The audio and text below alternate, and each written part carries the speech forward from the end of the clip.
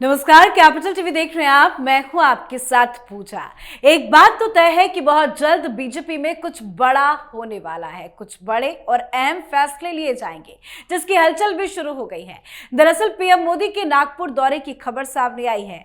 प्रधानमंत्री नरेंद्र मोदी ने नागपुर दौरे के लिए 30 मार्च की तारीख चुनी है, जिस दिन हिंदू नववर्ष शुरू हो रहा है। पीएम मोदी का यह दौरा इसलिए भी खास है क्योंकि 2014 में प्रधानमंत्री बनने के बाद वो पहली बार आरएसएस मुख्यालय जाएंगे। पिछले कुछ दिनों से गौर करें तो पीएम मोदी आरएसएस पर खुलकर बयान भी दे रहे हैं। माना जा रहा है कि प्रधानमंत्री नरेंद्र मोदी के इस दौरे से संघ और सरकार के रिश्तों में और गर्मजोशी आएगी। तो नागपुर में पीएम मोदी की संघ प्रमुख मोहन भागवत सहित संघ नेताओं के साथ होने वाली ये बैठक क्यों है बेहद खास, आज आपको बताएंगे। साथ ही हर किसी की निगाहें इस बात पर भी टिकी है कि बीजेपी का अगला नया राष्ट्रीय अध्यक्ष कौन होगा। तो क्या पीएम मोदी और संघ के वरिष्ठ नेताओं के बीच होने वाली इस मुलाकात में बीजेपी के नए राष्ट्रीय अध्यक्ष पर मुहर भी लग जाएगी, इस पर भी चर्चा करेंगे। तो इस पर तमाम जानकारी के साथ मेरे साथ स्टूडियो में मौजूद हैं कैपिटल टीवी के editor in chief doctor Manish Kumar. Doctor साहब, बहुत बहुत स्वागत है आपका। धन्यवाद। पीएम मोदी का नागपुर दौरा क्या कुछ बड़ा होने वाला है? देखिए, अगला एक महीना भारतीय जनता पार्टी के लिए बहुत ही इंपॉर्टेंट है। Already we are in that phase. अलग अलग राज्यों में अध्यक्ष चुना जाना है, कई जगह पे तय हो चुका है, कई जगह पे चुनाव हो रहे हैं, बहुत ऑर्गेनाइजेशनल अपहीवल। लेकिन सबसे बड़ा सवाल कौन बनेगा अध्यक्ष, और पिछले कुछ समय से इसके ऊपर बवाल चल रहा है।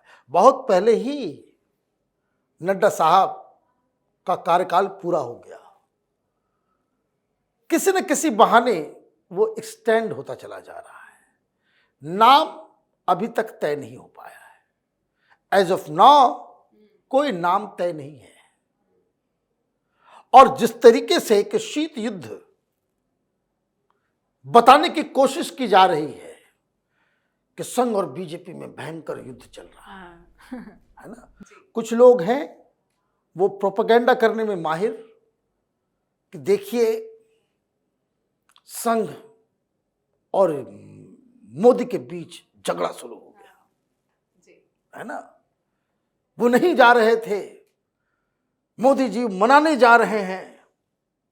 खबर ये भी आ गई कि 30 मार्च का जो समय था, जहां वो एक हॉस्पिटल को इनॉग्रेट करने जा रहे हैं, नव वर्ष और सरसंघचालक जी, पूर्व सरसंघचालक जी का जन्मदिन भी पड़ता है। वो उस दिन हेडक्वार्टर में नहीं होंगे। कौन? सरसंघचालक जी मोहन भागवत जी नहीं होंगे। मतलब वो आरएसएस मुख्यालय जाएंगे, वो नहीं होंगे। वो युद्ध चल रहा है आपस में, बहुत तरह की खबरें में। तो कॉन्स्पिरेसी थ्योरी बनाने वाले लोगों की कमी नहीं है, कमी नहीं है। लेकिन खैर, वो उनका अपना काम है कि ये कॉन्स्पिरेसी हो रही है, ऐसे झगड़ा हो रहा है, ऐसे झगड़ा हो रहा है। दिक्कत क्या है, इन लोगों को एक बात समझ में नहीं आती कि इतना झगड़ा ही हो रहा था, क्यों झगड़ा करवाना चाह रहे हैं ये लोग? क्योंकि ये संघ की वजह से कांग्रेस हरियाणा हार गई। क्यों? संघ ने काम किया। झगड़ा हो रहा होता बीजेपी और आरएसएस के बीच में, कोल्ड वॉर चल रहा होता, गुत्थम गुत्थी हो रही होती, तो आरएसएस के लोग हरियाणा में काम करते। महाराष्ट्र हारा हुआ, भाई हरियाणा तो कोई सोच ही नहीं रहा था जीतेंगे, बीजेपी वाले भी सरेंडर कर दिए थे। उसी तरीके से महाराष्ट्र में गुत्थम गुत्थी चल रहा है। मोहन भागवत और प्रधानमंत्री मोदी में जो है इतना गुत्थम गुत्थी चल रहा है कि बस महाराष्ट्र जो है आप जीत गए बिना आरएसएस के। दिल्ली में किसने काम किया? संघ ने काम किया। तो ये जो थ्योरी फैलाई जाती है कि संघ बीजेपी में बड़ा हंगामा चल रहा है ना, ये बकवास है। क्या है ये? बकवास है। 10 बर्तन एक जगह होगा, ढनमन करेगा ये। मसला क्या है कि अध्यक्ष कौन बनेगा? तो अध्यक्ष तो बिना आरएसएस की सहमति से कोई नहीं बनेगा, नहीं बन सकता। ये प्लेन एंड सिंपल, बनना भी नहीं चाहिए। बनना भी नहीं चाहिए। There has to be somewhere जहां पे किसी संगठन, किसी डिसीजन मेकिंग बॉडी को कोई लगाम लगा सके। ऐसा नहीं है, खुली छूट कहीं नहीं है। और संघ तो मदर ऑर्गेनाइजेशन है ना, बीजेपी की मां है ना, तो बिना मां के पूछे कुछ कर लोगे? कभी आपको अपने मन से कुछ करना होता है, मां नाराज हो जाती है, मां क्या कहती है, ठीक है अपने मन से कर लो जो करना है। कर पाते हो? फिर नहीं कर पाता कोई। घर में बच्चा अगर पूछते कि भाई खेलने जाना है, मां कहती कि हमको नहीं मालूम,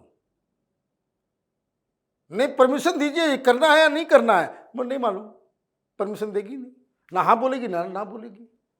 ये रिश्ता होता है मदर ऑर्गेनाइजेशन का बाकी ऑर्गेनाइजेशंस के साथ। तो एक चीज तो समझ लीजिए कि फैसला जो होगा वो आरएसएस की सहमति से ही होगा जी। लेकिन वो आगे की कहानी है, वो आगे की कहानी है। लोगों का ध्यान अध्यक्ष कौन बनेगा उस पे इन लोगों ने लटका दिया और भटका दिया। लेकिन कोई ये डिस्कस नहीं कर रहा कि बीजेपी के अंदर चल क्या रहा है। भाई कांग्रेस पार्टी नहीं है ये, आरजेडी नहीं है, हल्के फुल्के में यहां पे काम नहीं होता।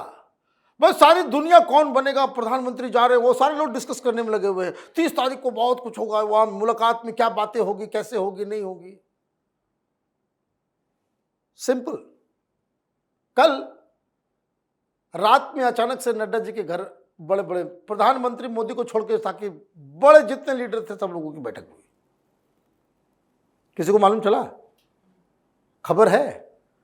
नहीं है। कहीं से हमें भी जानकारी मिली, हमने बहुत सारा गूगल में ढूंढा कि भाई कहीं तो खबर होगी, कहीं खबर नहीं है। और क्या खबर आ रही है वहां से? कोई बहुत बड़ा 2 कंट्रोवर्शियल बिल लाया जाएगा।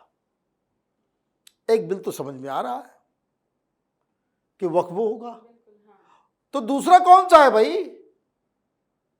कहीं ऐसा तो नहीं कि वक्फ को के साथ साथ ये प्लेसेस ऑफ वर्शिप एक्ट वाले को भी निपटाने का कार्यक्रम शुरू हो जाए? क्योंकि प्लेसेस ऑफ वर्शिप एक्ट के ऊपर भी सुप्रीम कोर्ट ने सरकार से राय मांगी है। तो ये कहानी इंटरेस्टिंग हो गई। लगे रहो कौन बनेगा नया अध्यक्ष। नया अध्यक्ष की तैयारी भी हो रही है। कोई 18 से 21 बेंगलुरु में बैठक है, वहीं पे तय होगा। लेकिन अभी 21 तारीख से संघ के राष्ट्रीय कार्यकारिणी की बैठक है, संघ वाले भी बैठ रहे हैं। 30 तारीख को प्रधानमंत्री मोदी नागपुर जा रहे हैं, हेडक्वार्टर जा रहे हैं। पहली बार प्रधानमंत्री मोदी प्रधानमंत्री बनने के बाद वो हेडक्वार्टर के अंदर जा रहे हैं। ये अपने आप में उस जगह को लेजिटिमेसी देना खुले रूप से, और दूसरी चीज वहां पे मोहन भागवत जी से उनकी मुलाकात भी होगी और बातचीत भी होगी और एजेंडा तय होगा। अध्यक्ष तय नहीं होता। अध्यक्ष तय करने का काम जो है वो आरएसएस का नहीं है। तय तो बीजेपी करेगी, संघ उस पर हामी भरेगी, सलाह देगी। दैट्स इट, यही होना है।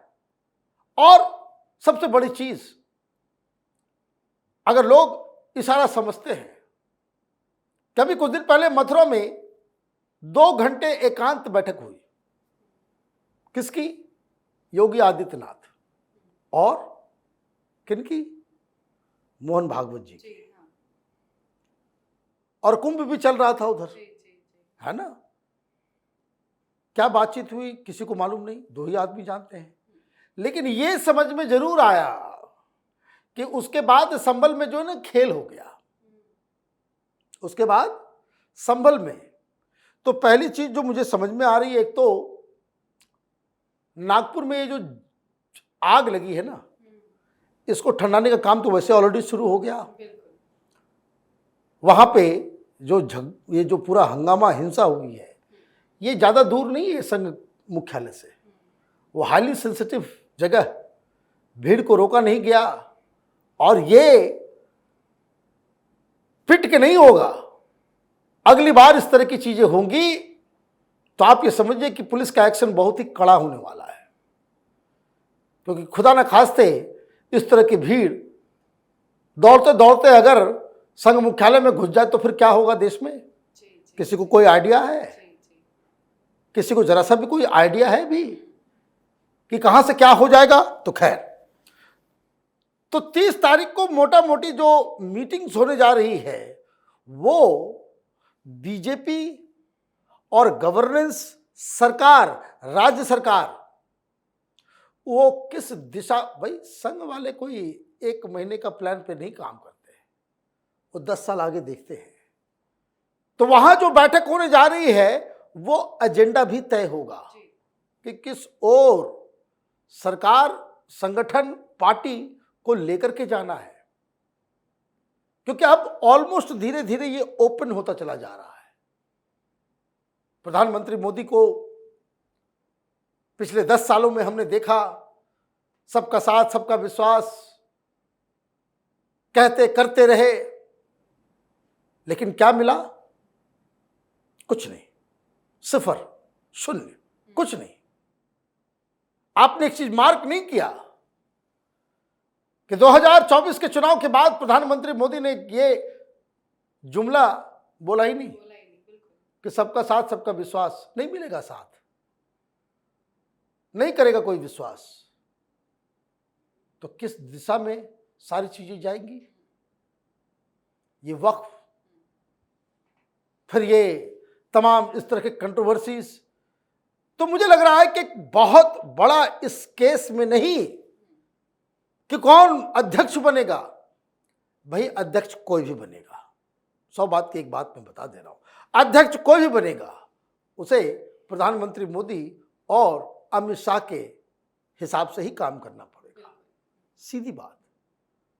ऐसा कोई अध्यक्ष नहीं कोई ला करके आप दे दोगे कि जो प्रधानमंत्री मोदी और अमित शाह से अलग होकर के अपने फैसले लेने लग जाए। जो बहुत सारे लोगों को मैं देख रहा हूं, वो अच्छा एनालिसिस तो करते हैं, लेकिन कभी कभी वो गड़बड़ कर देते हैं इस मामले में कि भाई संघ अपनी तरफ से एक अध्यक्ष देगा, अमित शाह को मानना पड़ेगा, नरेंद्र मोदी को मानना पड़ेगा, वो अपने हिसाब से संगठन चलाएगा। ऐसा होने वाला है क्या? कहीं मैं सुन रहा था, कोई लोग कह रहे कि देखिए पिछले 2 महीने में बहुत ज्यादा जो है अमित शाह के प्रधानमंत्री मोदी के ऊपर भागवत जी ने जो है बहुत कटाक्ष किए हैं। अरे भाई, अपने से इमेजिनेशन करने से कोई संगठन है, विचार है, और ये सारी चीजें मैं मान लेता कि अगर आप जो हैं हरियाणा हार गए होते, संघ घर में बैठा हुआ होता, महाराष्ट्र हार गए होते, संघ घर में बैठा हुआ होता, दिल्ली हार गए होते, संघ बैठा हुआ। ये हो रहा है क्या? यहां तो बीजेपी वाले बाद में पहुंचते हैं, अगला चुनाव बिहार में भागवत साहब होकर के आ गए, वहां से वहां मीटिंग भी हो गई, सब कुछ भी हो गया। तो ये बेकार की चीजें हैं। अध्यक्ष 18 से 20 तारीख अप्रैल को उसके नाम की घोषणा हो जाएगी, मोटा मोटी तय हो जाएगा 30 तारीख को ही कि किस तरह का अध्यक्ष हमें चाहिए, वो कौन प्रोबेबल नाम है जो सजेशन दिया जा सकता है सत्संग चालक। वो नाम कभी भी संघ की तरफ से कोई नाम नहीं आता, वो बस अपनी इच्छा बता देते हैं, इच्छा बता देते हैं। तो ये सारी चीजें हो रही है। इंपॉर्टेंट बीजेपी का अध्यक्ष नहीं है, इंपॉर्टेंट पार्टी की दृष्टि से, संघ की दृष्टि से वो ये है कि अभी जो देश भर में उत्पात मचा हुआ है उसके प्रति क्या रुख होना चाहिए। जैसे कैसे आज झड़प दिया गया, सुनील आंबेडकर जी से सवाल पूछा गया कि भाई ये जो नागपुर में ये हो रहा है हिंसा वगैरह, उन्होंने सीधे कहा इररिलेवेंट। ये सवाल क्या है? इररिलेवेंट है, मतलब हमें नहीं जवाब देना। देखो ग्राउंड में क्या हो रहा है। हर चीज बयान देने से काम नहीं होता, ग्राउंड में देखने से समझ में आती है कि आपकी इंद्रियों को क्या एहसास हो रहा है कि भाई क्या चल रहा है। बुलडोजर चल रहे हैं, केस हो रहा है, और सख्ती से निपटाया जा रहा है। तो ये सारी चीज़ें जो है, मुझे लग रहा है कि 30 तारीख को जो बहुत बड़ा दिन माना जा रहा है, उस दिन इसलिए बड़ा है क्योंकि इससे बीजेपी और केंद्र की सरकार और बीजेपी की राज्यों की जो सरकार है उसकी दिशा और दशा क्या होगी, वो ये दोनों बड़े वरिष्ठ लीडर तय करेंगे। बिल्कुल सर, बहुत बहुत धन्यवाद बातचीत के लिए। धन्यवाद। तो पीएम मोदी का नागपुर दौरा काफी खास होने जा रहा है। इस दौरे के दौरान कई महत्वपूर्ण फैसले लिए जाएंगे। साथ ही भारतीय जनता पार्टी को जल्द ही नया अध्यक्ष भी मिलने वाला है, जिसकी तैयारी भी चल रही है। अप्रैल के दूसरे सप्ताह तक बीजेपी को नया अध्यक्ष मिलने की खबर है। अब देखना दिलचस्प होगा कि किसके नाम पर मोहर लगती है, कौन होगा बीजेपी का नया अध्यक्ष। तो आपकी क्या कुछ राय है, कमेंट करके लिखिएगा। देखते रहिए कैपिटल टीवी। नमस्कार।